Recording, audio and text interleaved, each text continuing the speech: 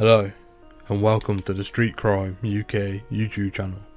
Please don't forget to like, share, comment and subscribe. Today we look at the case of 4 members of an East London gang who stabbed an innocent NHS worker to death in a random and unprovoked attack. David Gomo, who was 24, was stabbed 10 times with a Rambo type machete before stumbling back to his home and dying in front of his horrified family. David Gomo was a marketing graduate who had nothing to do with gang violence, but had been working with the NHS during the first wave of the coronavirus pandemic when he was attacked by members of the Northside Newham gang. David Ture, who was 19, Vagnei Colubali, who was 22, and Muhammad Jalloh, who was 19, had appeared at the Old Bailey to be sentenced, having all been found guilty of the crime following a 6-week trial. Alex Malaku was also convicted at murder at the same trial, but reporting restrictions had previously been in place to protect the identity as he was a juvenile. However, he can now be named after turning 18 on the day before he was jailed. It was revealed in court that all 4 men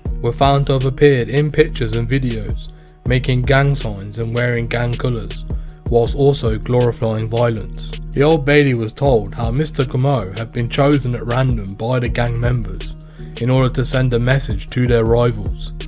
The gang had met in a hotel in Stratford earlier that evening before travelling by minicab to a quiet residential street in Plaistow, each carrying a bag believed to contain a change of clothing. All 4 men then got into a Dodge Caliber. They were armed with large knives and machetes. The car was believed to have been stolen and fitted with false number plates. The Old Bailey heard that the gang had targeted another man before the fatal stabbing, but that man had luckily been able to escape. In the seconds before the attack, at around 10:22 PM, an unsuspecting Mr. Gomo had been on the phone to his girlfriend, and she heard someone ask, "Where are you from?" This followed with sounds of struggling. The court heard how Mr. Colubali is believed to have driven to Freemasons Road in Canning Town. This was before Mr. Jalloh and Mr. Ture had left the vehicle and inflicted the fatal attack.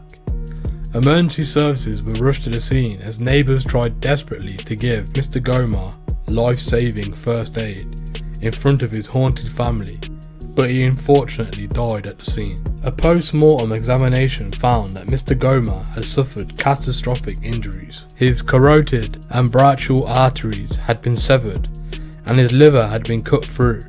Some of the wounds were found to be as deep as 12.5 centimeters and sliced right into the bone. Mr. Gomo had died just 19 days after his 24th birthday and 20 days after the death of his father, the court was told.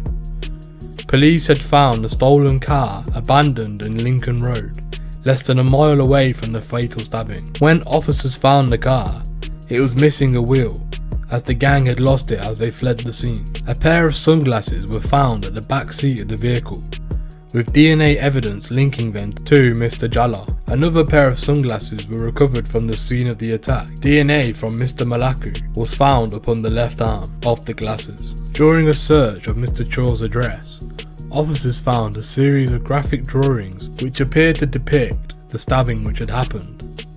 The childlike doodles were showed cartoon descriptions of 4 men in East London's Church Street, brandishing weapons and smoking cigarettes. Passing sentence at the Old Bailey, the Recorder of London, Judge Mark Lucraft, QC, said that the gang had little and no regard for human life. Judge Lucraft added, "You are all members of the Northside Newham gang, and you have feuds with gangs on the south of the borough. You kill simply for the sake of it, and show little and no regard for human life. You 3 laid into him. He was stabbed as many as 10 times, with wounds to his head and body as deep as 19.5 centimeters in depth. He was still able to stumble the short distance back to his home, but he died following emergency treatment at hospital." Mr. Jalloh of Watt Street had 8 previous convictions for 12 offences, including robbery and possession of a weapon. He was jailed for life with a minimum term of 27 years being set before he can apply for parole. Mr. Colubali of Suffolk Road, Enfield, had 5 previous convictions for 12 offences. He was also jailed for life with a minimum term of 27 years. Mr. Ture of Boomsby Street, Camden, had 5 previous convictions for 12 offences.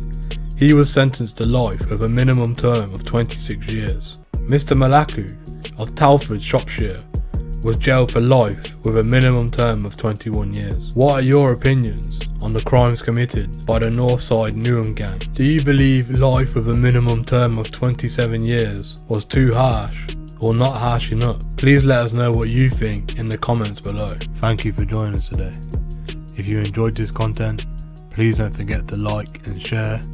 And if you're new to the channel and you enjoy Street Crime UK content, please don't forget to hit that subscribe button and press the bell so you can join us on the next video. Thank you for joining us, and until next time, stay safe.